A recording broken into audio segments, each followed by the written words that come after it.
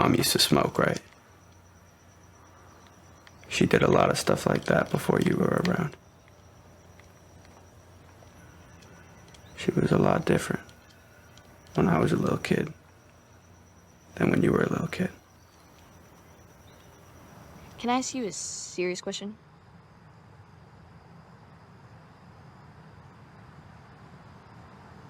Sure. You've seen Jaws, right?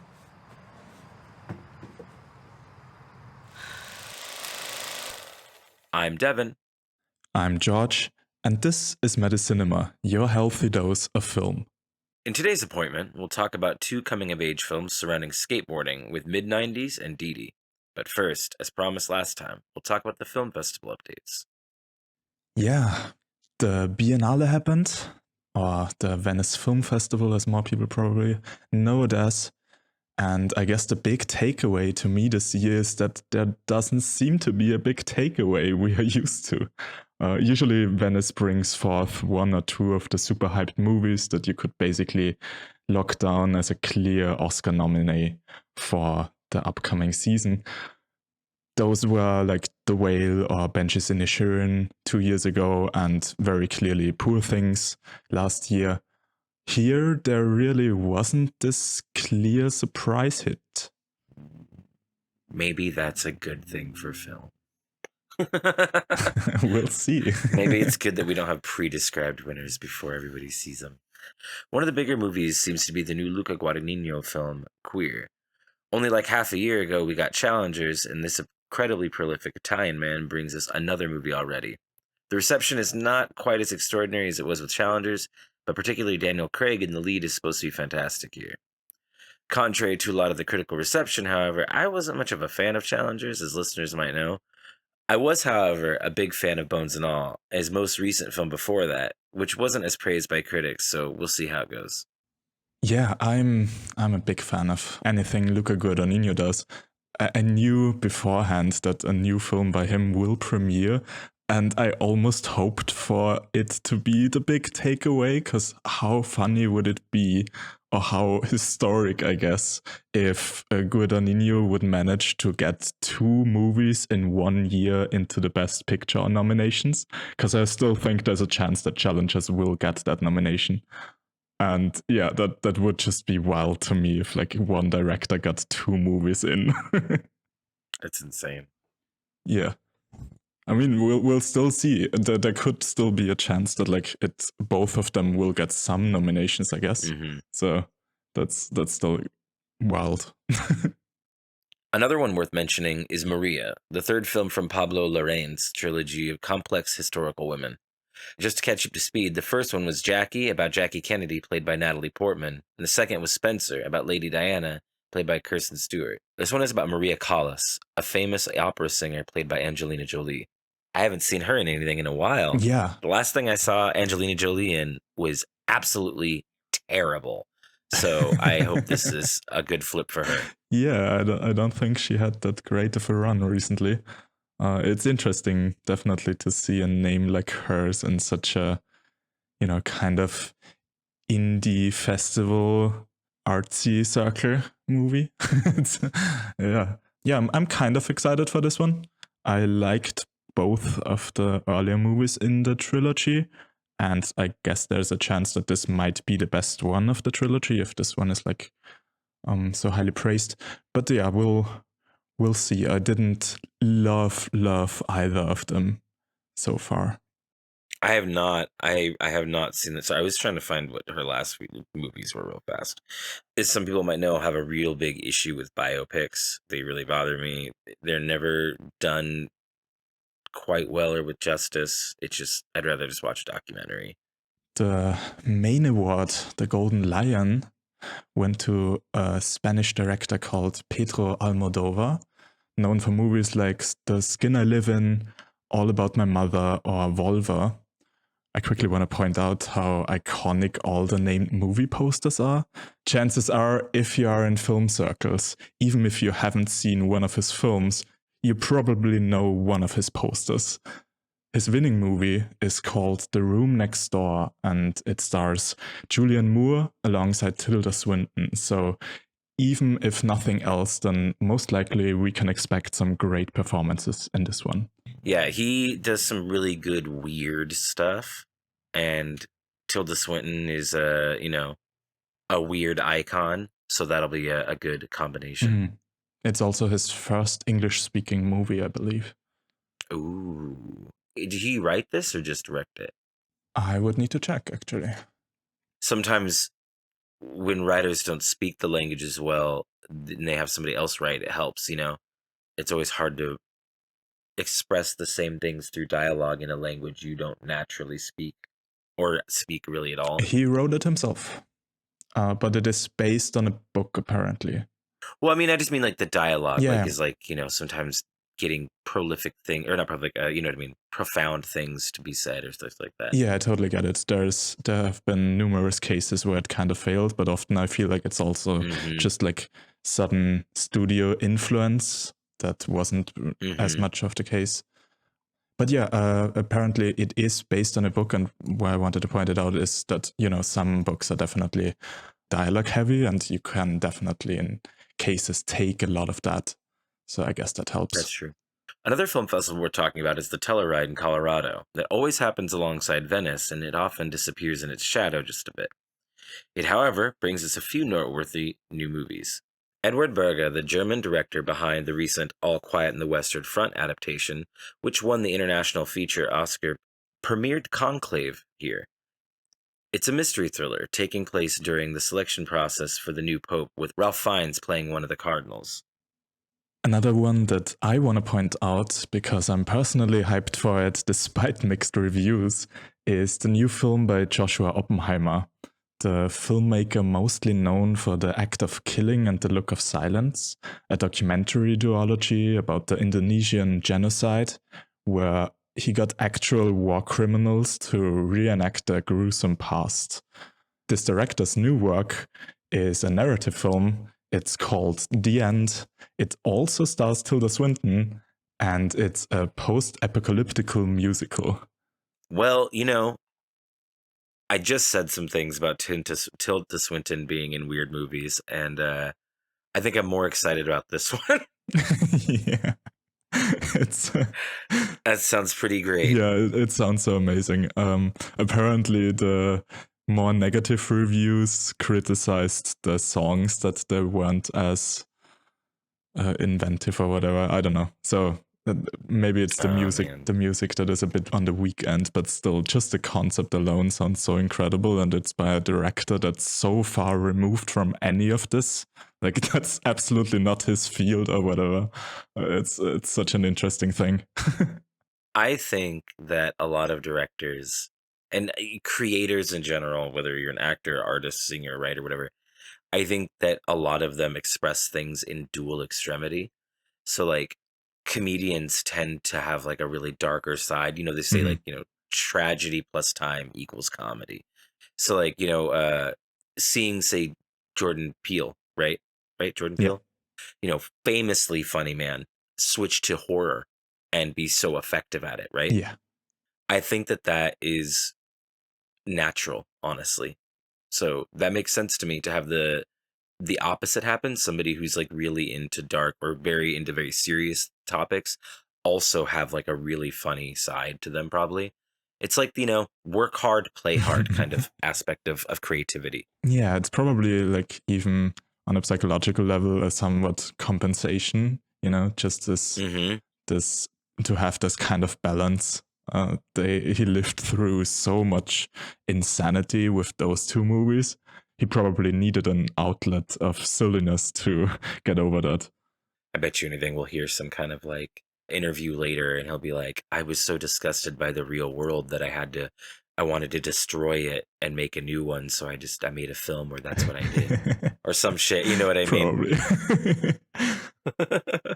They've been predicting the headlines of tomorrow. Yeah, right. And with that, we should move on to the headlines of yesteryear. Let's take it back to the 90s. Yeah, the first movie we're discussing today is Mid90s. It is the 2018 released directorial debut by Jonah Hill. It follows Stevie, a 12-year-old, as he makes friends through skateboarding with some older kids. He takes more and more risks in an effort to fit in and come off as cool, resulting in alcohol and drug abuse as well as injuries at several points. Devyn, what's your relationship to this movie? I saw this movie a while back, I think last year maybe. It hit a lot of notes for me at the time. Also missed a lot of notes for me at the time. This movie is a bit ahead of me. This movie takes place in 1996. I was like 6 or something. I was not at the level that this kid was at. I wasn't anywhere in this life yet. There are things that he's doing in the movie that are reflective of his experience that I only kind of remember. Do you know what I mean? Yeah. There's, interestingly enough, a similar thing happening later on with Dìdi and my experience. I bet there is. But yeah, there's, obviously because things from the past continue with us, right? Like there's things that I grew up with that are reminiscent of that, but they were like old things by that time. You know what I mean? I think this movie hits nostalgia in a really good, vague way. In the entire opening sequence, we're just kind of like having this, like a montage of different set pieces in the environment to set the time period for you, right? And they do a really good job of that, of showing you this is the 90s. But the thing is they don't show you really any like company names. They don't show you any like bands. They don't show you any. It's very vaguely 90s. It's safely 90s. You even see the like stacks of CDs and stuff, but it doesn't. You only quickly get to see the names on them, and it's all the like top 40s type of stuff that it kind of would have been at the time. But it does hit notes of my childhood, just not as much as I would have really hoped. Yeah, this is obviously quite a bit before my time. My most direct relationship to this is my early love for old skate videos that I watched. And it definitely hit some notes for me due to that. Very much other than just like the general coming of age things of growing up that kind of everyone goes through independently of time or whatever. Yeah. Other than that, it's a more distant viewing, I guess, to me. It's going to be interesting seeing your perspective, at least being closer to it. Like the things that he does, getting drunk, smoking weed young and shit. They're things that like a lot of teenagers went through. It's not really about that time period. It doesn't hit the same. And this could be said a little about the next movie too, is kind of one of your just classic, like, kid isn't living up to his potential, kind of a degen. He's gonna make it out of this okay. It's just rough being a kid kind of movies, Absolutely. The real pull here is that the time period it takes place. So if you don't have that like specific nostalgia spike in this, it's kind of generic, honestly. A bit. I feel so. Like just taking the story on face value, it absolutely is. I would say similar things about Dìdi for sure. Yeah, 100%. Yeah. And yeah, nostalgia is definitely a big part of it. There's still this kind of second-hand nostalgia. Obviously, nobody on TikTok doing any trend to look like, I don't know, some star from like the 50s has ever lived through their time. There's still nostalgia just from imagery, from a general remembering that from old movies, from art, whatever. And yeah, just on that basic level, I also feel absolute nostalgia for this movie. I kind of have this second-hand love for the 90s, definitely. And I guess, therefore, your problems with the specific way the 90s is portrayed, with this almost a bit generic or unspecific way it is portrayed, doesn't hit me, because that's my first-hand experience missing, and the top 40s of the time definitely work to get the second-hand nostalgia up.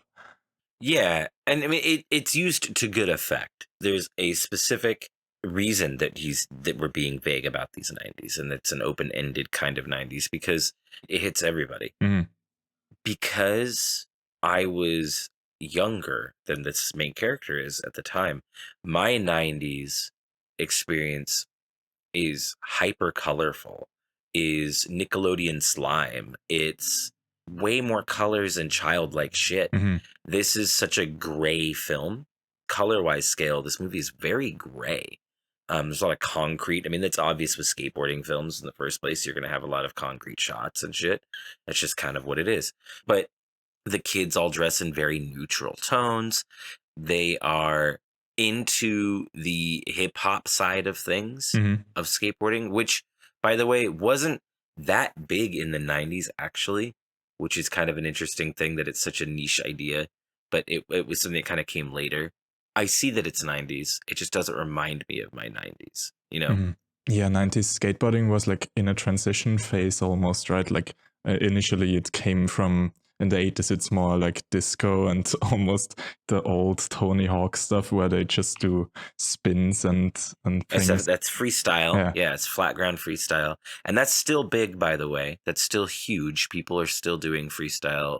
Yeah, no doubt. One of the greatest skaters alive right now, Andy Anderson, huge tricks, big stuff, also incorporates freestyle. Or at like the Olympics and shit, he's like throwing freestyle into shit. Nice.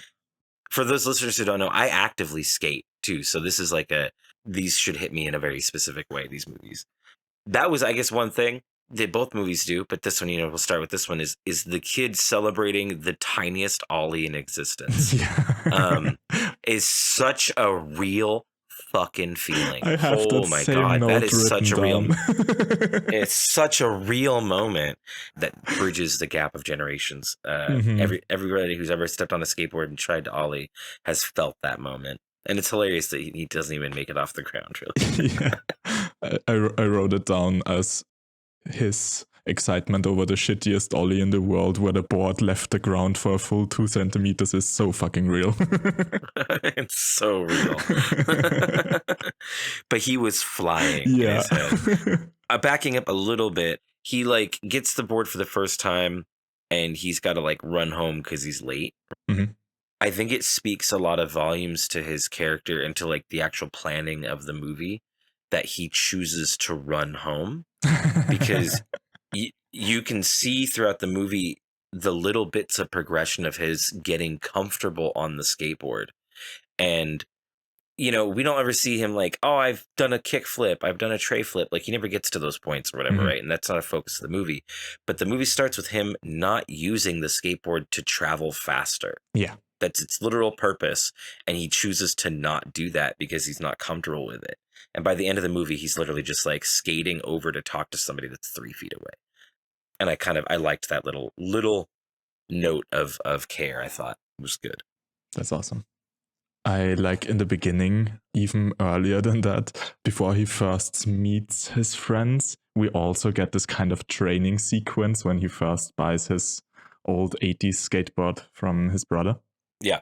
And it's so funny to me because usually these kind of training montages will be at like 2/3 of the movie, leading up to the big final fight or whatever. And here the stakes are, I'm gonna prepare before I'm going to meet new friends.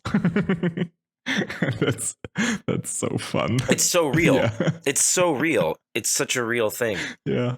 Like I said, don't get me wrong, this movie is generic in its basic plot, but it's these little moments that Absolutely. hit really well that make it good. I want to sideboard for a second, and I just want to bring up the elephant in the room is that this is directed by Jonah Hill. Yeah. This is his first movie ever. I don't know if Jonah Hill was a skateboarder. I have my theories that in this movie, Jonah Hill's actually 4th grade.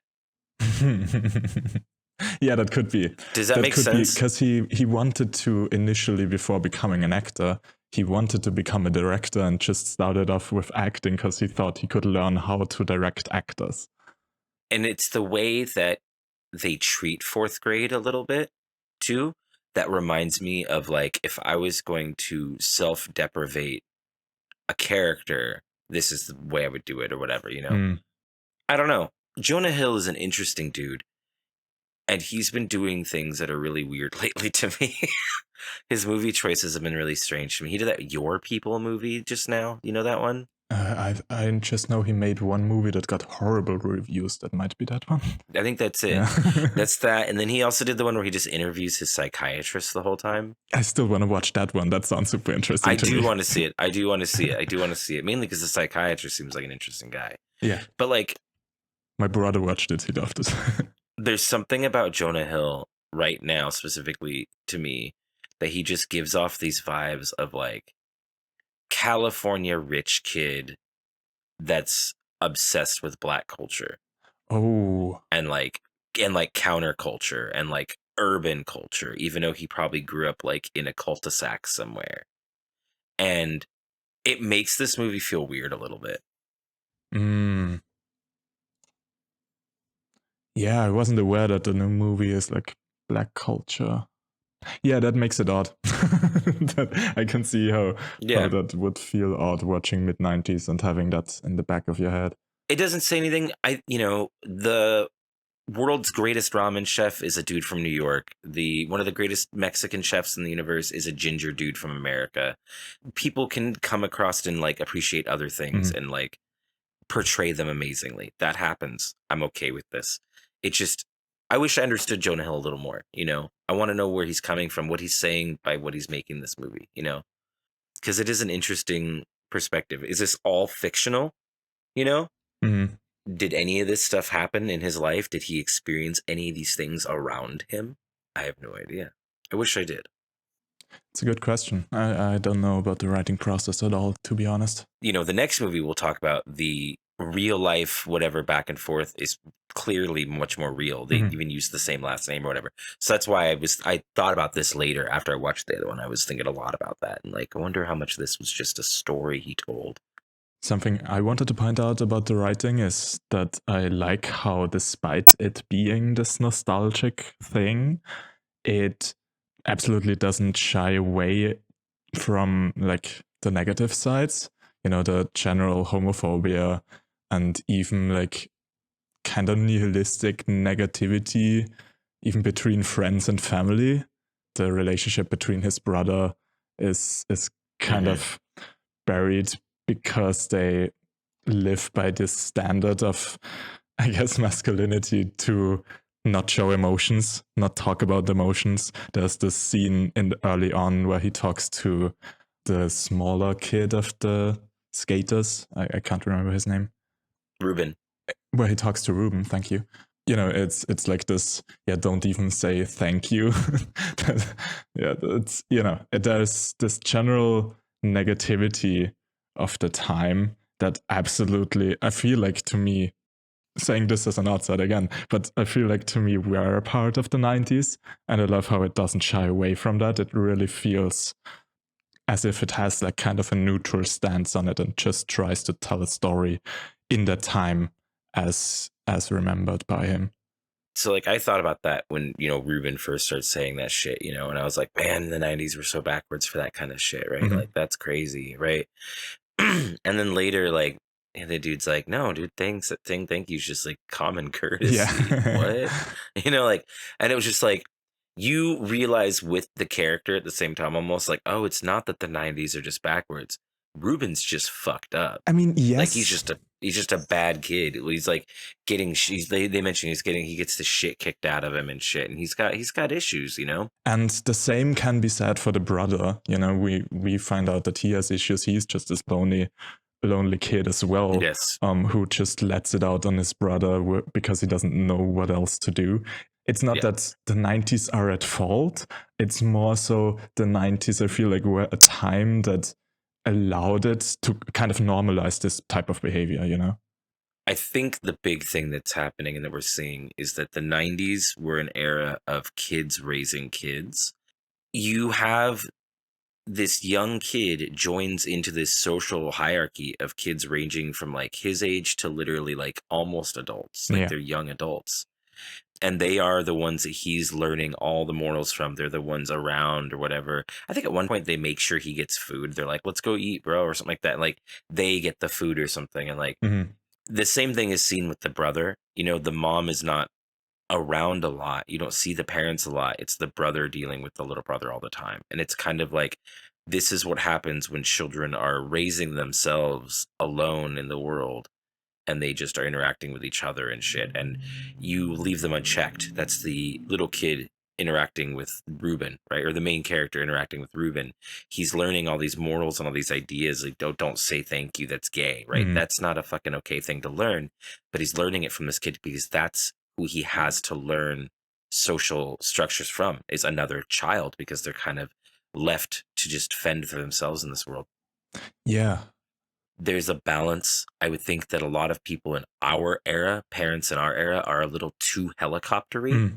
It's insane that most people don't want their kids to walk to the store nowadays. Do you know what I mean? Like, people, at least in America, it's much more locked down. When I was a kid, it was much more open, and maybe that wasn't always the best thing. But I think that there's a definite balance between the two. I think the whole teaching kids kind of fits into one note that I wrote down, where I looked at it again. I know it's kind of a returning theme in this podcast. I looked at it again through the concept of like gender concepts, and like in this case it's you know, the masculinity.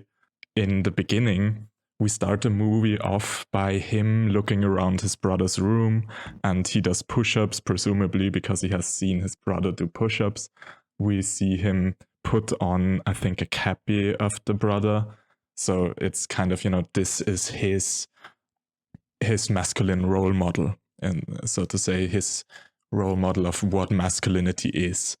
And then he meets these other kids, and I feel like shitfuck becomes the new image of masculinity for him to strive for.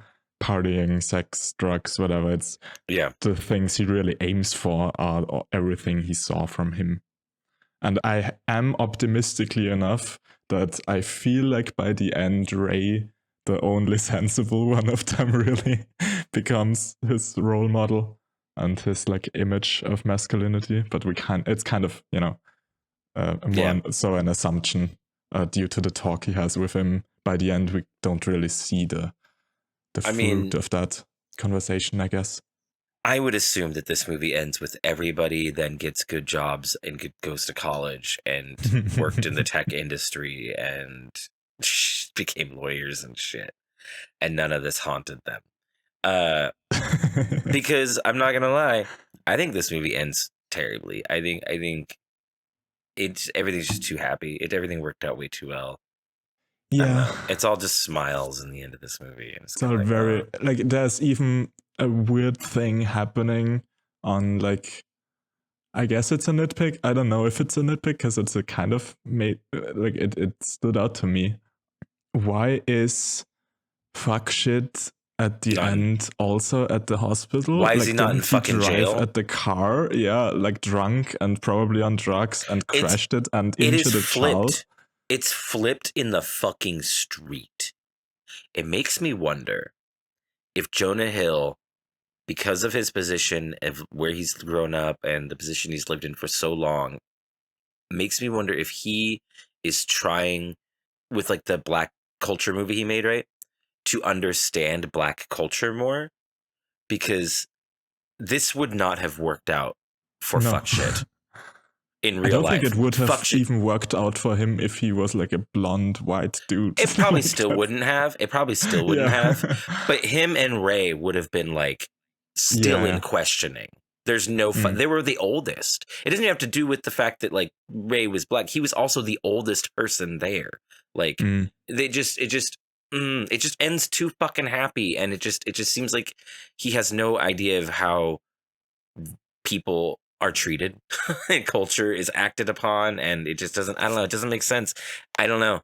I have almost considered too feeling like maybe the ending isn't real and this is just the imagined ending of a like bleeding out, seizing fucking Sonny or whatever his name is, not Sonny, Stevie. The last thing we see before that is fuck shit on his side with his eyes open. He looks dead, by the way.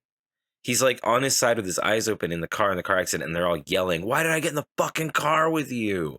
Or something like that, right? Mm-hmm. And then it cuts to them in the hospital. Nah, maybe this is all just in fuck shit's head, you know? Mm. Maybe he died, and we're just looking into his eyes in the moments right before we like see his final vision.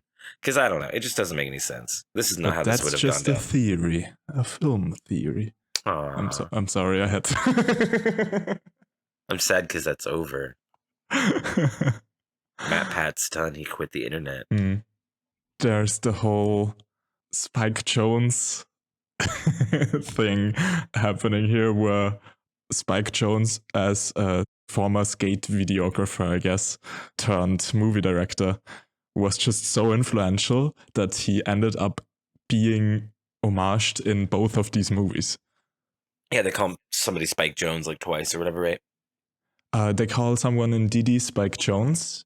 The first thing where I assume it's one, but I couldn't verify it because there's nothing written about it online and I couldn't find it on my own. But I assume the skate videos that they watch in the beginning on the TV were old Spike Jonze skate videos. When they arrive at the party where he has his sexual encounter, which we need to talk about, at that scene they play Watermelon Song or Watermelon Man. I always mix it up.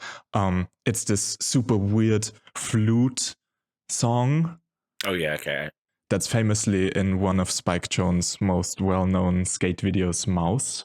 Jonah Hill even pointed it out specifically as an homage to Spike Jonze in an interview.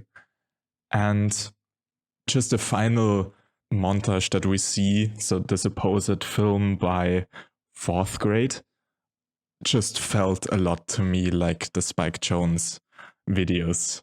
Like he was kind of the first one to add stuff like chilling in the car, you know, just bullshitting around the general lifestyle elements of skate videos. He also was the first one to have those longer shots where you follow along the skateboard, and it's not just tricks, but it's also how they move on the board, how they push, you know, the general style of a skater really first came through his stuff. And yeah, all of those elements are very much scattered throughout this. I assume even the style of the skate video itself was meant to reflect Spike Jonze's work. Interesting.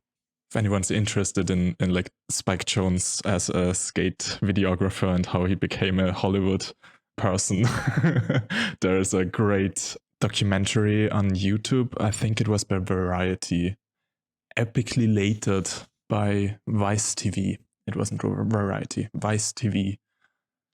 How Spike Jonze began his epic career, epically lated. So another Spike Jonze mention. You want to do one more? I got one more for you. Sure. We meet the other skaters, the ones that Ray wants to meet and talk to, right? Mm-hmm. They write up, and I just thought it was a name drop to try to like get you in the era of it. But they go, oh, those guys ride for Chocolate. Okay. Mm-hmm. Chocolate is a sister company. It's a sister board company to Girl Skateboards. Yeah. Girl Skateboards is Spike Jonze's company that he co-founded. Yeah. Furthermore, Chocolate's videos, they were the ones Spike Jonze was filming. Mm-hmm. The one video I pointed out by him, Mouse, is also a classic video for a girl skateboard and chocolate. Yeah. Yeah. That's funny. That's a little shout out, I think, probably to Spike Jonze as well, I bet. Mm-hmm, for sure. The skate lore actually kind of goes a little fun in this, in a sense. There is, in the background of when they're skating, there's a scene where they're skating at like the park and there's a bunch of people skating around them and doing shit. In the background, having lunch and then skating later for another scene is homeless man number 2 is all he is registered as, or whatever it is. And that's Chad Muska. Chad Muska is one of the greatest skateboarders of that generation. He was probably the big hip-hop skater. He was the dude who was really pushing that. Okay. His famous images of him skating with a giant boombox. That's awesome.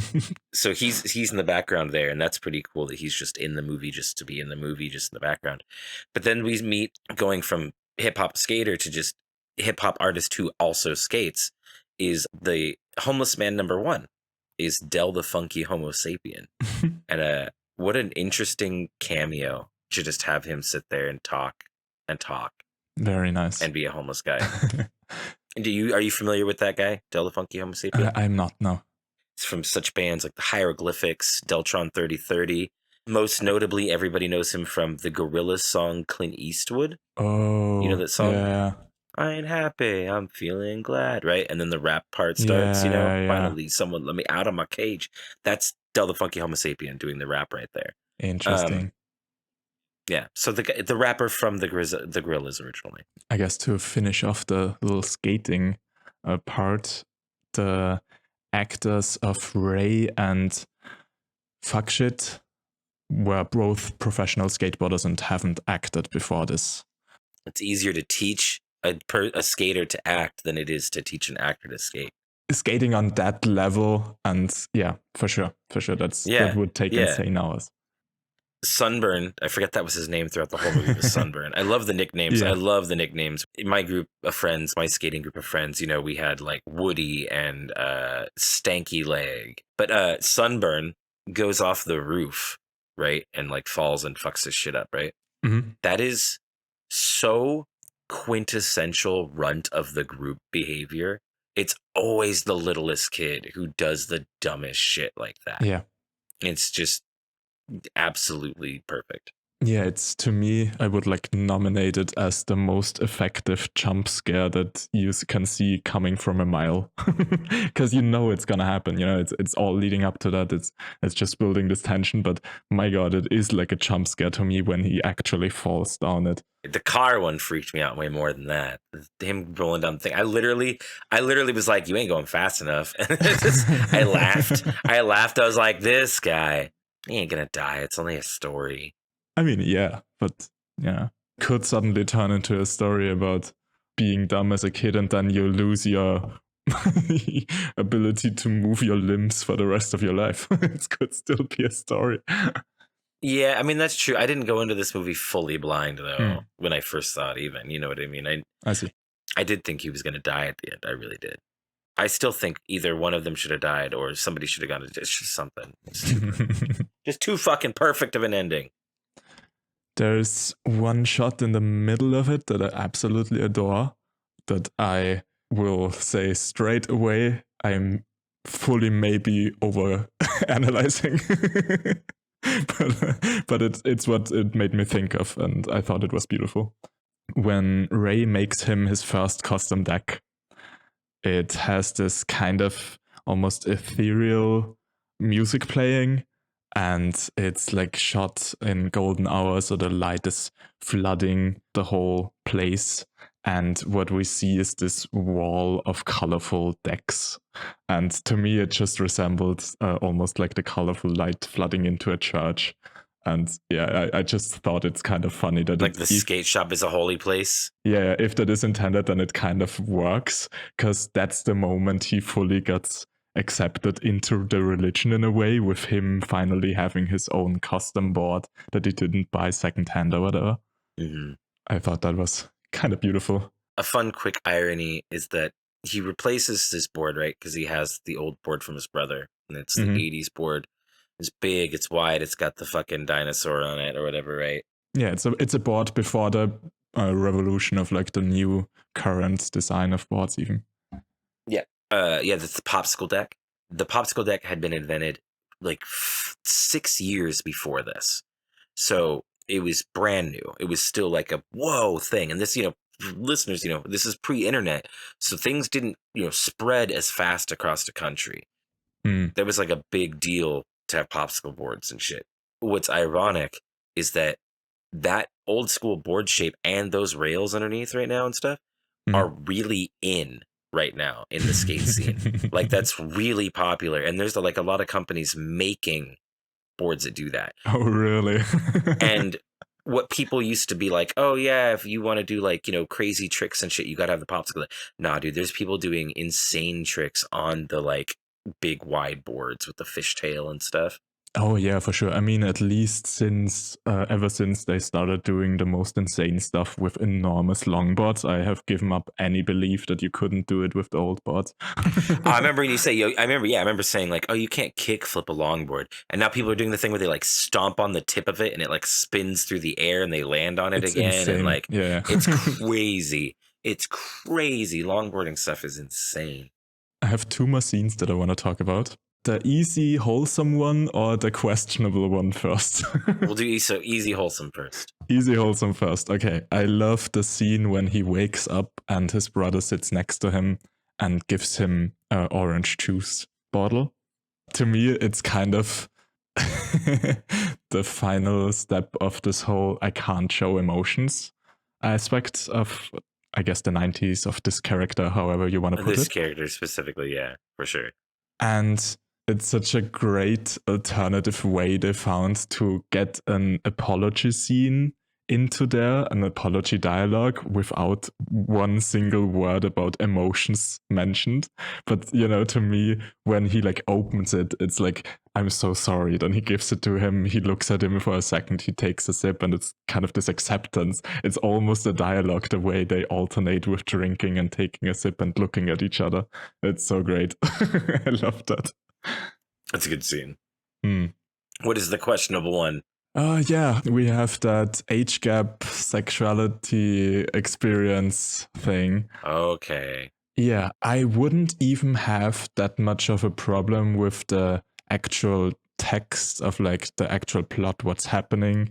I think they are both meant to be underage. She's obviously older, but I would assume maybe it's meant as like 12 and 16, which I don't think is okay, but it's just, I assume, something that happened, and he wants to take a somewhat neutral stance and just portray as is, I guess.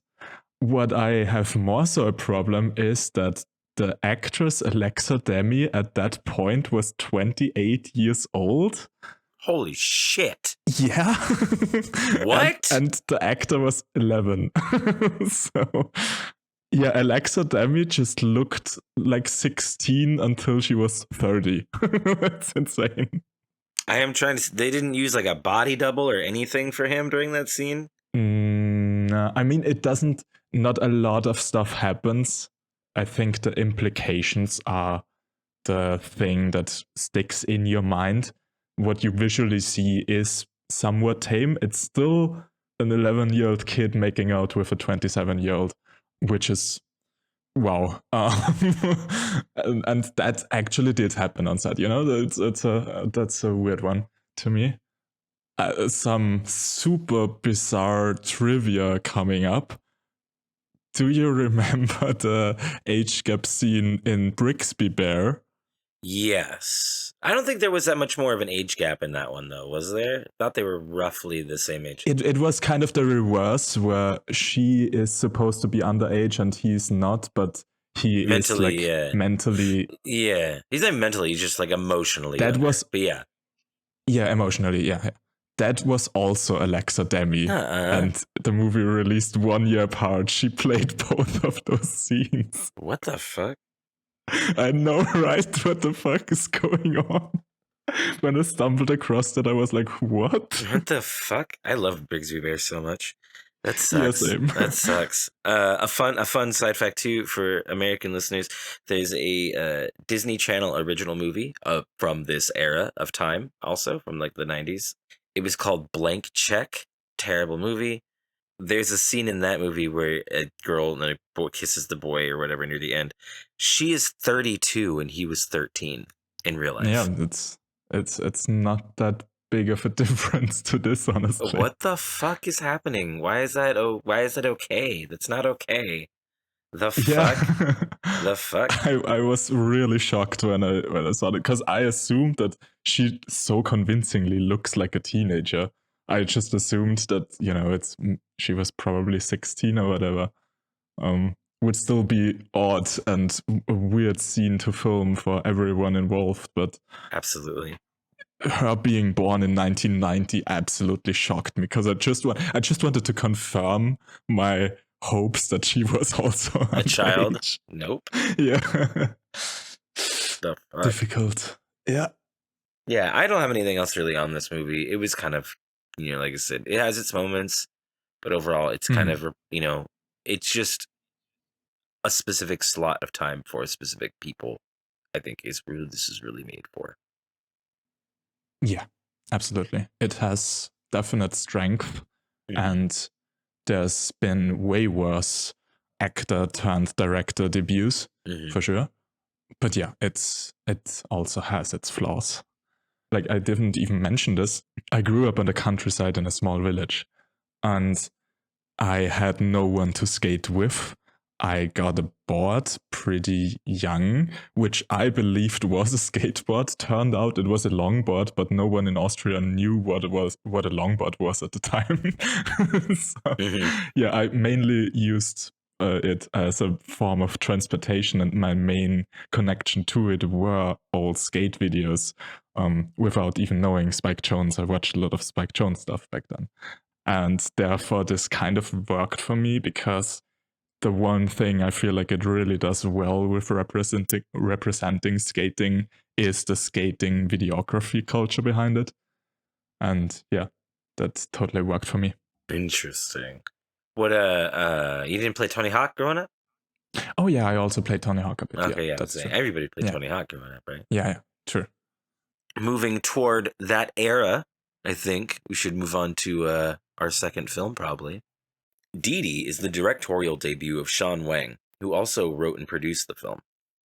Taking place in 2008's California, the film follows Chris Wang, nicknamed Dìdi, as he navigates his way through his final summer vacation before high school.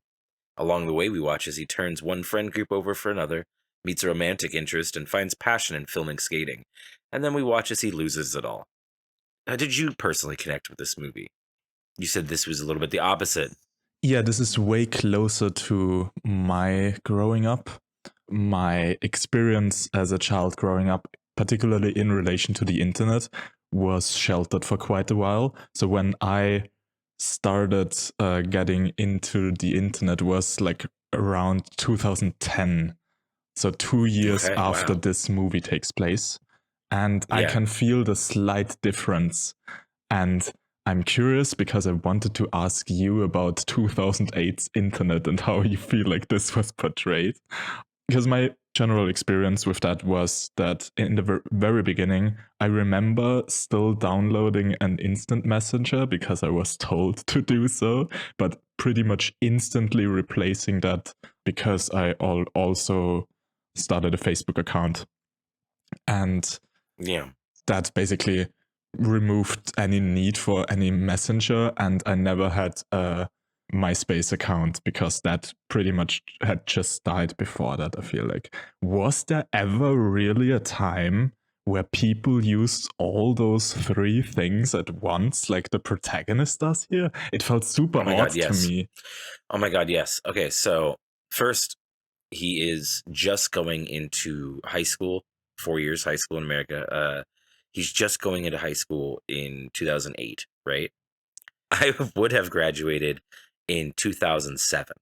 So I would have been leaving high school the year right before he came into it. There's about a 4-year difference for me and this character. So a little bit younger, but it's enough. It's much closer than Mid90s was, much closer. As far as the internet goes at the time, I had like a break in the internet usage. I kind of went like 4 years without internet around 2009, 2010-ish. I just kind of didn't have computer access really for a while there.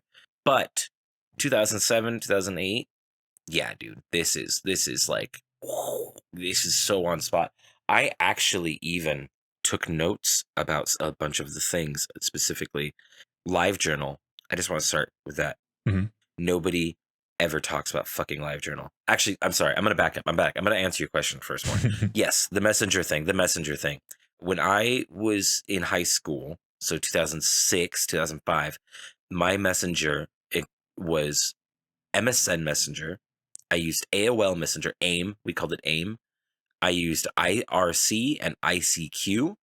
ICQ was the one that I downloaded for sure. Now I remember, yeah. Yeah. And I also talked to people on a website called DeviantArt. And so I had like 5 types of messenger that I used. Oh, in MySpace, of course, right? MySpace. I used a program called Trillium that combined all of your messengers into one messenger. But the sound of the doors opening and closing in AIM whenever he would like somebody would go offline or come online. Oh my God, that's the exact sound. It's literally the exact sound. And it that hit me with such hard nostalgia when that sound happened. But yeah, LiveJournal being mentioned. They mentioned Meatspin after a while. He's like, I found this website, Meatspin. Holy fuck, Meatspin, really? You're gonna mention that in a movie? In a real life movie on a big screen? What? Wild. I don't know if that's probably before your time. It was. I had to Google that, and that was an experience. Don't Google Meatspin, kids. What I was gonna say earlier, LiveJournal is the thing he's on in the very beginning, and they kind of like point that out in the beginning. I loved LiveJournal. LiveJournal existed alongside MySpace. Okay. It was really a place to put like really long form thoughts and like literally just journal out like a whole monologue to yourself or whatever. People can like it or read it or comment on it. A lot of people just fucking uploaded song lyrics and that was it. It was definitely very of the times. This movie hit the times very hard for me. Oh man, even this. Okay, so before he discovers skateboarding in the way he does, right? We see him imitating. That's the big thing.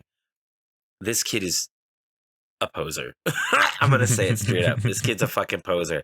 This kid just sees shit and then tries to be it without actually being it. His first thing is he's inspired by dudes on YouTube playing pranks, right, and doing skit videos. So that's what him and his homies do, right? Yeah, the opening home video we see with the vandalism, where they blow up doing the shenanigans with the fucking. God, that's so real. That's the kind of shit I got into at that age for sure. But he's watching on YouTube. He's watching other people do those videos or whatever, right? That is specifically in the tiniest corner of that. You can actually see that the watermark of those videos is from Just Kidding Films. Later became like a pretty big. They're still big, like a mostly Asian jackass / sketch comedy skit comedy troupe. So that's kind of a fun callback that he's watching like the very beginning of that. So even that's like a fun like on point bit of the internet. I liked one little dynamic that they had at the beginning of the movie that kind of disappeared right afterwards again, but it's the constant your mom jokes and how it backfires with the one kid whose mom just has cancer. Oh my God. It's so funny. That's so real because you would definitely have that one kid who's like, my mom's dead, bro. And you'd be like, fuck your dad then, I guess. Yeah. That felt so real. I had to note it down. So it was real like, oh my God. Time. Every time. That was so funny. There is also a scene early on where he is at this party, I guess, and then where he first notices the girl, the love interest, and they all sit together and watch Superbad. And as a little hater of zero naughties comedies, I gotta say I was a big fan of the decision to ditch on Superbad and go to the girl instead.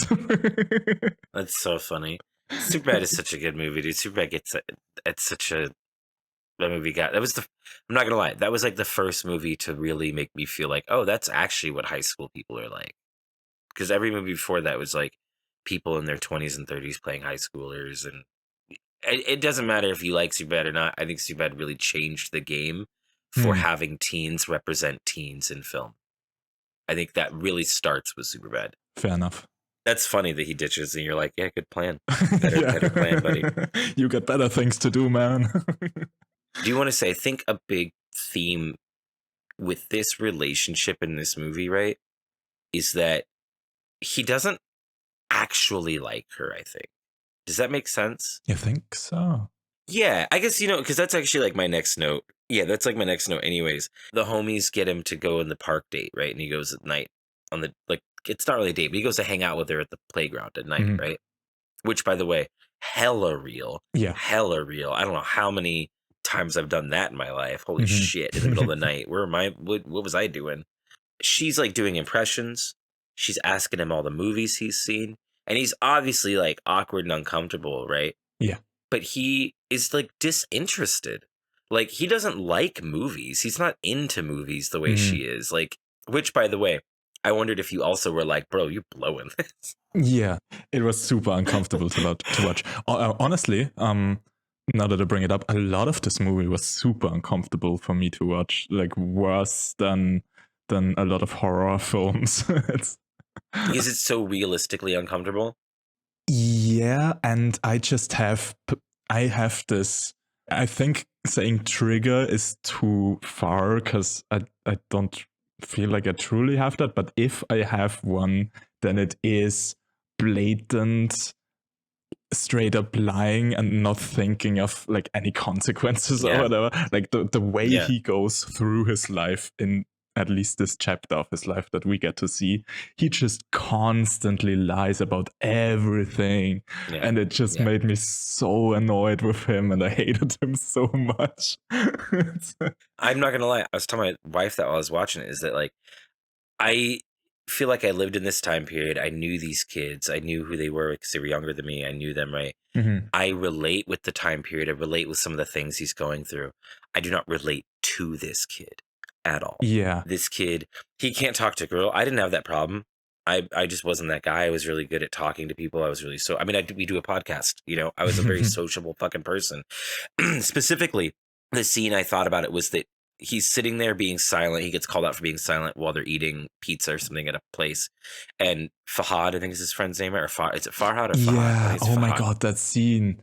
But he's like telling a story, and he's like, before the shitty squirrel story. Yeah. He's telling his story or whatever, and he's standing up and he's telling it, and everybody's laughing or whatever, right? I was that kid growing up. That is who I was. That's the kid I felt like in this movie. Okay, as a counter argument to your podcast argument, I also am part of this podcast, and I wasn't that kid. That's fair. That's fair. I also wasn't the protagonist, to be fair. I was, I guess, somewhere in the middle. I had social skills for sure, but I wasn't the super charming kid that could just like grab the attention of particularly an entire room. I feel like I was always good in like social settings of one-on-one, but like group settings, I'm still not great. I kind of get awkward with bigger groups. But the kid is an asshole. The kid is, he horrible. lies all the time. Oh my God. I am so surprised, by the way. Okay, there's a quick jump ahead. They really missed out having an extra credit scene where it should have just been him like sitting in homeroom and like, or walking through the classroom, you know, hallway or whatever. And the love interest just slams into him and goes, "Did you tell people I touched your dick?" And then it just cuts to black, because that never came back at him. He fucking lied and told his homie that. That's like classic fucking story, right? Like, I mean, do you know what I'm talking about? I didn't even take that as maybe a full lie. Like, we don't get to see her hands. She's constantly moving, like in this whole scene about the "are you nervous" thing. She's constantly moving her hand in that direction. That's and fair. we just look over their shoulder, and he at some point gets too uncomfortable with it. Like, the way he tells it, he kind of implies that for sure he makes it out to be this big, yeah, she gave me a hand job or anything, but we don't know if she might have touched him there. I mean, whether or not he's still telling people. Yeah, it's still horrible. Yeah. But the one person that brings it up to him, that like makes fun of him and says the thing of "are you nervous," turns out to be a good friend of hers. So I actually assumed that she told him. She did. Yeah. I mean, that's why he knows. Yeah, so I guess the whole both told close friends of them, you know. But I still think, like I said, like that when they're at that date thing or whatever at the park, and he's just like not talking to her really about the movies, and he doesn't know, and he's just lying about movies he's seen, He's not really interested in her as a person. It's not what it's about. He's like just lusting after her, whatever, you know, and like. That's absolutely fair. Yeah. I fully agree with that. Like, I think he is interested with her as the idea of this pretty girl. Yeah. Has nothing to do with her act. And I think, by the way, that is really amazingly represented in that the only girls that he knows, okay, first off, it's his mom and his sister and his grandma. and those are literally his family. Mhm. His dad isn't in the picture, so he's surrounded by women all the time, right? Mhm. And then he does see this girl, and he really likes her. And then the first time we really get to hear her interact with him, because most of their interaction is over text, right? Yeah. The first time we really hear her interact, she's doing a fucking Yoda impression. That's how it opens, is her doing like Yoda, like literally that's Mhm. her Yeah. first like big lines. So, and if you look at his face, he looks bored as fuck with this. Yeah. And I think that prevails with the movie of like, that's why at the end, you know, she's like, you punched my friend, so no. And he's like, okay. Like, he doesn't actually fucking care. Mhm. I actually wrote down a line from that dialogue. Can I ask you a serious question? You have seen Jaws, right? Because it sounds like something that I could ask on a first date. Not gonna lie. For real. That's such a great dude. Yeah.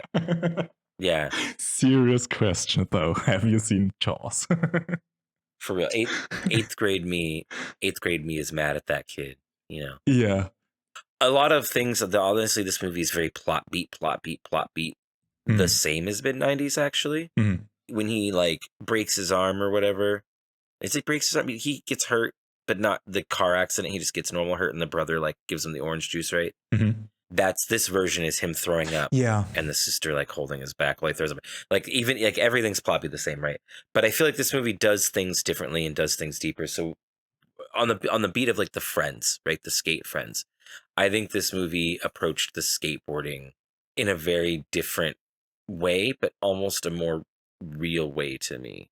He's so much outside of that group, and he's doing the same thing he is with the movies. He's just kind of lying about it. I don't think we even see him get his first skateboard. No, he already has his first skateboard. He in just the beginning. has one. He just has one. It's just a means to an end for him to become friends with people and be accepted. It's, again, not like an actual general interest. Mhm. It's funny because this movie, although I think, if I'm not mistaken, actually features more skateboarding, I think, than Mid90s does. I think it's less. It felt a lot less. I feel like it talks about the skateboarding more, though. We're talking about like getting the right shots and shit. Or I guess no, because you know they get do the whole board getting and no. I guess yeah, you're probably right. But it's just interesting to me that in the end, it's not even skating that really interests him. It's the video side, you know. And he's gonna move on already. You know, we see he's gonna move on past that. Where he's gonna go to that. This movie also ends a little too happy. Not as happy because he doesn't get the girl. Yeah, he doesn't get the girl. She absolutely rejects his second advancement, which, oh my god, thankfully. That would have been horrible if she was just She like, deserves. "Hell She yeah." deserves way better. She deserves way better than him. Yeah, the skating people just have no contact with him after they find out he's a complete fraud. They don't like give him another chance, and you know, all of that is fine. Nothing. And even just his old friends, there's like this little nod they give each other, so it suggests that that could start again. But I don't think that's too much of a stretch. That, you know, old friends that they kind of grew apart and for a year, and now they go to a school together again, that they could become friends again. I don't think it's really tear-jerky or any like we're trying to make a big happy end here. No. And I think too that maybe he becomes friends with Fahad again. Mm-hmm. But like we don't see Soup ever again. Yeah. You know? How fun is it that we have two people named after foods in this movie? I'm trying to think of the second. Soup, and then one of the skaters' name is Nugget. Oh yeah. True. On the skaters, I think that they are also a great representation of the time period, which is something that you didn't see in Mid90s, was that this movie isn't afraid to show you companies, by the way, and like brands and things that existed at the time. Hence, you know, AOL seeing that and like the websites we're seeing and stuff, right? Like, yeah. But the skaters, I think, were really fun representing the time period, because when they are running from the cop, the rent-a-cop, and they get in the car and they start driving away, he's talking about like, oh man, you juked that dude super well. Man, I have not heard somebody use the word juked in 15 years. And like one of them does like an Austin Powers impersonation, and like that's very of the time, you know. And it's just their whole interaction with like the slang they're using and shit is super time period accurate, and I thought that was really well done. It made it feel a little more lived in. I wanted to ask about the time period as well. You probably have a better recollection on that. Because the one thing with them that felt a little bit off for me time-wise was their goal basically was to get cool videos of them and then try to get like a sponsor contract with that. Was that really still a thing in 2008 that people got huge. sponsorships by just video compilations? That was probably... No, you didn't get it by just compilations, but you get noticed. Nowadays, skateboarding sponsorship is a lot weaker, and it's actually really easy for certain people to get a low-level sponsorship. Basically, back then, what you would have is you would try to send in your compilations, and then they would send you maybe a board or shoes, right? And they would just say, hey, wear these in your next video. And then you would hopefully just have basically somebody pay for your stuff. Yeah. And that was kind of it. You would just be like, all right, cool. My boards are supplied by this guy. These guys do my wheels. These guys they send me this for this. As long as I, wear, that's why you're sponsored. You're putting all that on there as your billboard, right? But then you have professional skaters, and that's like, being paid to go skateboard places. And that's when you like work on a skate team and shit. That's big people stuff. I don't know. That's huge skate world shit. But no, it was definitely big. It still is. People still vie for fucking for sponsorships for companies because people want free wheels. People don't want to pay for that stuff. A good deck is $65 to $95. Yeah. Wheels are $40 to $60. Just in the wheels alone, you need wheels, bearings, spacers, bolts, just for the wheels. Trucks, then hardware, grip tape. That shit adds up, For sure, full complete skateboard, it could be like $200. Okay, I have another kind of time period thing, or maybe it's just a local thing. Question for you. The whole nervous game, I have never heard of that before. Is that a thing that you grew up with? Were you aware of that? So, yeah, we didn't call it the nervous game, though. We call it playing chicken. But yeah, you'd like put your leg on somebody, you put your arm on somebody's hand or somebody on their thigh, starting at the knee, and then you'd squeeze it and you'd go up farther and farther and farther and farther and farther. You chicken, you chicken, you chicken, you chicken. It was also like you'd like tickle their thigh, and I was like, "Are you afraid of boys? Are you afraid of boys? Some stupid afraid of girls or something like that." I forget, some schoolyard shit, right? And then again of the times, the other big one was gay chicken. Which you and your friend would play gay chicken, and you'd like lean in to kiss each other or whatever, and who pulled away first was the gay chicken. And it's like that never makes. I never played that shit. I always thought it was stupid because like if you pull away first, you're the not gay chicken then, right? Isn't the one who stays the gay chicken? Yeah. But like, it never made any sense to me. Gay boys were the best at gay chicken. Yeah, they were. Yeah, they never were the gay chicken. Yeah. It just dumb schoolyard shit. But no, I don't remember the nervous game being called like that, and where she like got all close to his ear. But it doesn't mean it doesn't exist. But the whole chicken thing was still something that you used as a kind of sexual advances in an early age. Oh yeah, for sure. I mean, I'd seen it. I don't think I'd ever done it. I didn't like. I don't know. Like I said, I wasn't like bad at talking to people, really. Yeah, to me it was interesting, and your whole thing, the name actually makes a big point in that. The whole idea of the nervous game made me think way too much. I feel like it's again this like small moment that I obsessed over. With it particularly being called the nervous game, and every time she moves her hand, the question coming up, are you nervous? It is kind of a genius concept. It's almost a gamified, like the chicken game was also, but it's a gamified approach for like slow first sexual encounters, whatever. But with it being, are you nervous? It's almost this constant question for consent. Is this okay? Are you nervous? Is it okay? Like every little step of it. You're gamifying your boundary. Yeah, but every little step along the way kind of re-asks the question, is this okay? Are you nervous right now? So it's kind of this perfect little gamified attraction game, I feel like. That's super funny. You don't have something like that? That wasn't a thing? Anything like that? Or any of those? Not exactly like that, no. At least I couldn't remember. The things we did were like more the whole turning the bottle on the floor. Spin the bottle. Yeah, that, or just using truth or dare for that, basically, to, you know. That's classic, yeah. Classic. Those, yeah, but never, like the nervous game was a completely new concept to me. In Mid90s, the scariest moment for you was watching him roll off the thing and like, you know it's going to happen. Mhm. For me, in this movie, it was watching him delete all of the skate footage. Yeah, that hurt. That was the moment where I was literally like, this kid is fucked up, dude. Like, this kid is... I literally was like, you're fucking up, Chris. You're fucking up this family. I love how the erasure of art hit you way more than just like blatantly lying, and it's everything stacked on everything, but it's just like every...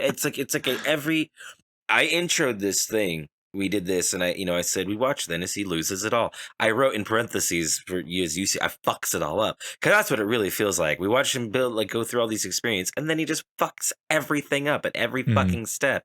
He just lies. He says the wrong shit. He tells the worst fucking stories.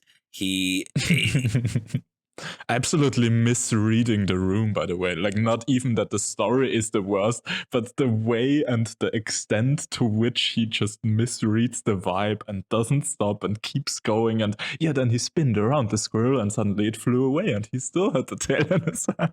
Like, Let's oh not my forget. God, just stop. Let's not forget that not 3 seconds later, he then calls her dumb bitch. Yeah, oh my God. And they're like, what? And he's like, sorry, I thought it was your nickname. He thought my nickname was dumb bitch. What are you doing, brother? Oh my God, yeah. Yeah, Painful. that was painful to watch. so painful. Oh my God. Which I do want to say, as we talked about earlier, okay, this is what I think is really interesting, right? Mid90s portrays this kid going through some shit and kind of coming out okay on it. The director, to me, does not feel very connected to this kid. And in that sense, it feels very disingenuous, right? Other than existing in the time period. This movie, though, shows us a kid and is like, man, wasn't this dude a prick? This little kid was a prick.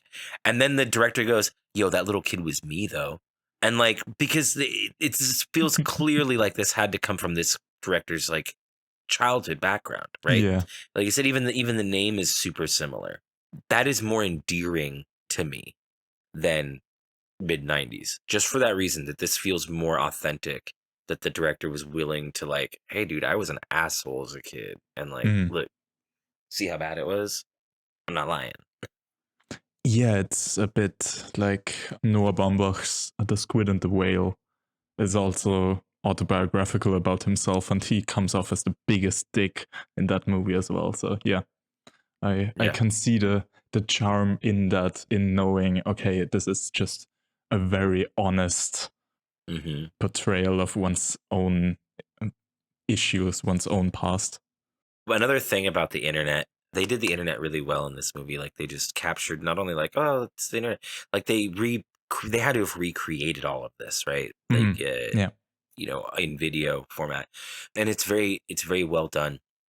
But there's a specific thing in this that is hyper specific to a time period that is impactful to the character, and that is looking at his friends on MySpace, looking at his friends on MySpace and seeing that Fahad is in his top 8 friends and that he is not in Fahad's top 8 friends anymore. Okay? Yeah. The fucking hierarchy of a top 8 was so important in the mid-2000s, dude. It was one of the most evil fucking systems I have seen entire friendships fall because somebody got pushed down 1 or 2 spaces on a person's top 8. Oh my God.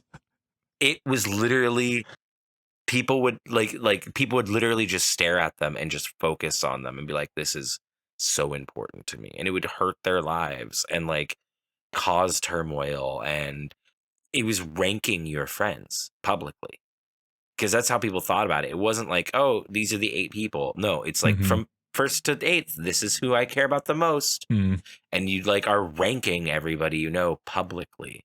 They didn't do it forever, you know, and obviously Facebook didn't pick up that from MySpace. What a horribly toxic idea. Oh my God, it's so toxic. But I like that they include it because it fucks him up. And that's kind of where he like realizes maybe I fucked up with my friends, and like he thinks about messaging her and apologizing or whatever and all that shit. And he doesn't, of course, right? But like, yeah, man, that top 8, that was some real shit. Fuck that top 8, dude. My God, what a horrible feature. It's so bad. I have literally, I'm thinking like PTSD. That shit fucked me up, man. That shit fucked me up. Especially when you're young and you're like trying to date. Oh yeah. Because like you would watch that and you'd see yourself move up the top 8, and some other dude would take over on your spot, and you'd be like, oh, well, who's that guy she's talking to? Or something like, and it just fucks with your stupid teenage lizard brain because you know, not confident enough to be your own person, and you think about that shit too much or whatever, and like. Yeah, to me, the over-obsessive part with like a one little feature in a social media site was the relationship status on Facebook. Like that was my... Oh, I bet. Yeah. Oh, I bet. Oh, it's having complicated. It publicly viewed just that you are single and people can like keep track of... Like, I don't think people really did, but in my mind I was like, man, it's been on the single thing for so long, and what's wrong? People with are noticing. And, people are noticing. Yeah. 100 fucking %. Yeah. Yeah, no. And I think that's interesting. This movie says a lot about what social media does to relationships in early social media. Not necessarily now. We have very different ways of interacting on social media now, I think. I think we all just adapted a certain filter towards it, to have like an online personality almost, and not be yourself in the internet. I think we just grew better in that. I've talked to some people about this before. My brother is 11 years younger than me. In the movie group that we were part of, you know, there's members who are a little bit younger than us, in their mid-20s and early 20s and stuff. And, well, younger than me, I should say. I would say more that the younger people are much more adapted to the idea of like having an online persona versus their real life persona, you know? I feel like people my age, though, we didn't know that we were supposed to have an online persona when we got on the internet. So we just kind of jumped in, and we've just kind of been ourselves on the internet. Like the way I am on the internet and the way I talk and the way I behave is exactly the way I talk and behave off the internet. I'm the same person. And I feel like a lot of people my age do that. They don't sugarcoat how they behave or any way, or have like a protective like barrier or anything like that. We're excited to be out there and talking to everybody and shit. Yeah, I think that might just be my experience. I think like my particular age group is kind of in between that. So when I went on the internet, I was definitely in the all in, this is me, I'm here, welcome kind of approach. But I feel like, and that might be me again, but I feel like our age group kind of learned to keep more distance in there.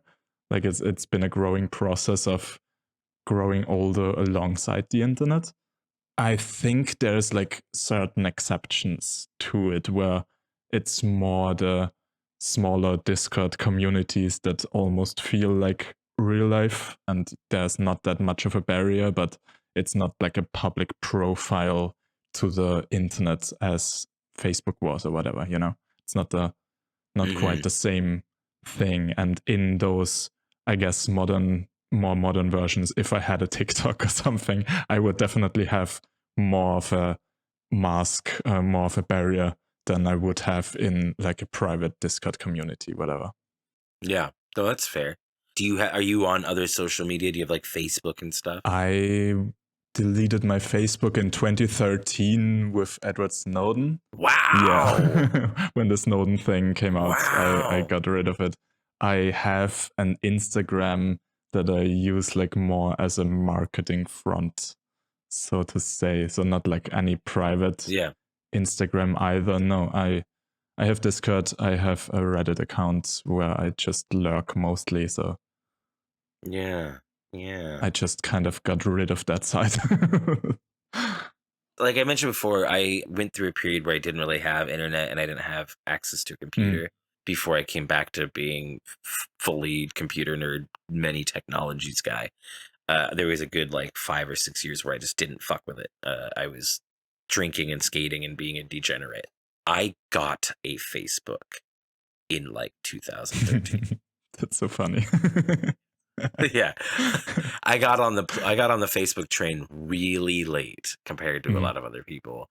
Yeah, I got on Facebook when I was technically too young to have a Facebook account. Like, I had to make myself, I think, 1 year older that it allowed me to make my profile. I was like, I'm not gonna make a Facebook, bruh. I've already had a Friendster. I've had LiveJournal. I've had Dead Journal. I've had MSN. I've had MySpace. MySpace. I was like, it's just gonna be another one, dude, and it'll go away, and we'll have another one after that.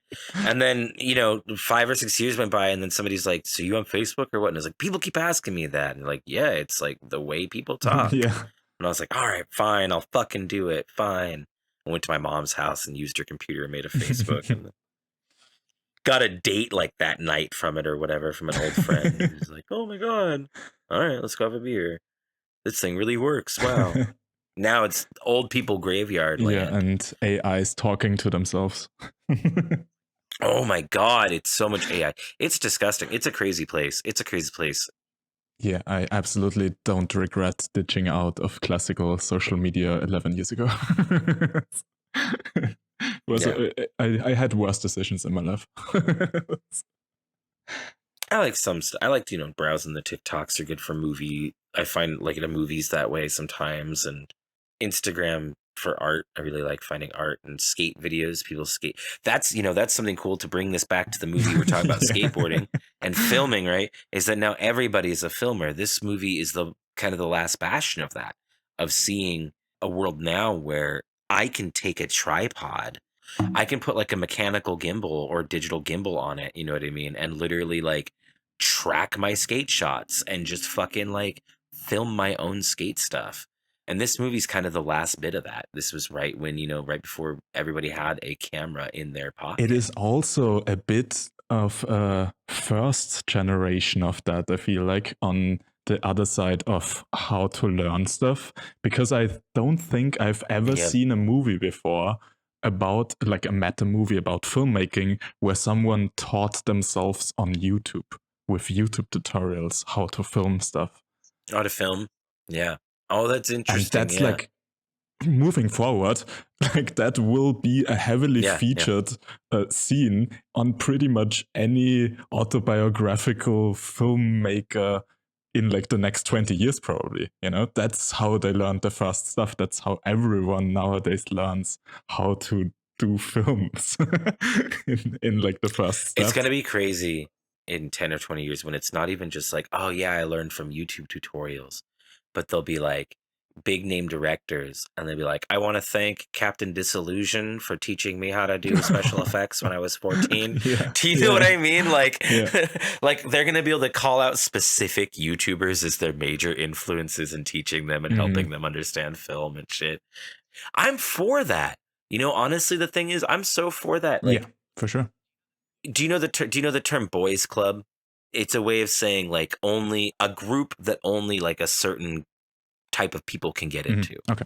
For so long, filmmaking has been a boys club. It's not for men, but like, you've got to have the money to get into filmmaking. It's only, been in the last 20 years that like real indie filming is happening and stuff. But also, just to mention it, also just for men. Like kind of. You are not wrong. Yeah, you're not wrong at all. This new generation of people who are teaching themselves how to do this on YouTube and stuff, in the next 10 or 20 years, we're going to have people like a mutual friend of ours who probably, they did go to film school, but learned shit off of YouTube and will be able to make their own films and stuff and move on and say, oh, my greatest inspirations are these people who aren't the same boys club inspirations that we've had that we've heard the director say, oh, Coppola, oh, Spielberg, oh, whatever. It's been the same regurgitated filmmakers are our influences for the past 20 years. You know what I mean?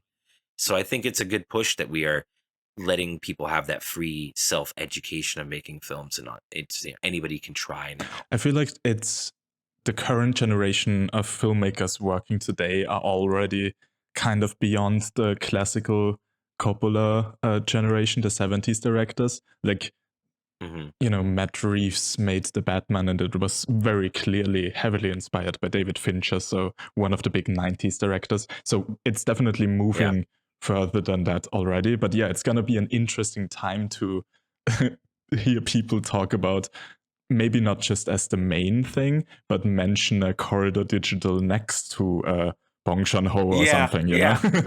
Yeah. Absolutely. Hey man, it's funny. We've brought up Corridor Digital actually like a couple times in this podcast.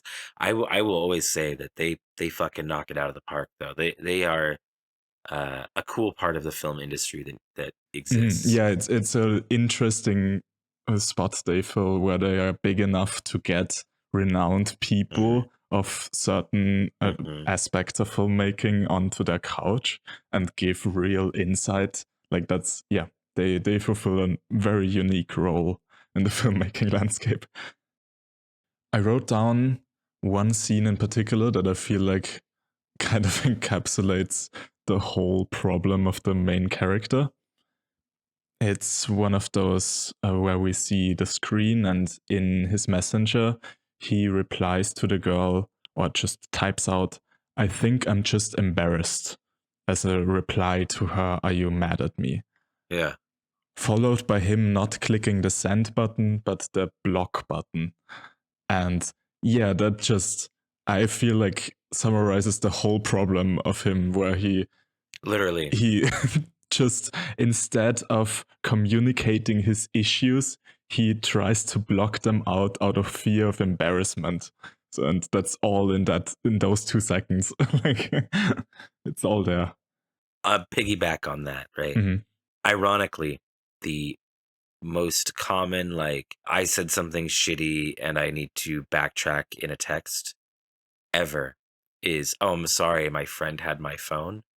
And he legitimately, his friend stole his phone. Yeah. The only person ever in history to actually have their friend steal their phone. No, that I had a really awful experience with something like that, where someone did that to me. Yeah, someone took my phone and just opened the first thing on my WhatsApp, and it was an actual organization group chat, so a semi-professional setting thing, and he just put slurs and whatever in there and then deleted my messages that he sent, so I wouldn't even understand what's going on. And then it was just like I had to explain to so many people for so long what happened there. Yeah, so I am one person that... Oh, that sucks. Yeah. That sucks. I'm so sorry. Yeah, that was horrible.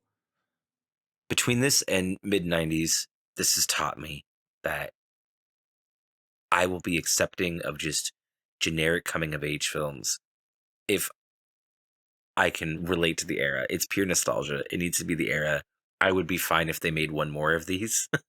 That was like mid-2010s or something. I'm fine. I would even fine with another mid-2000s.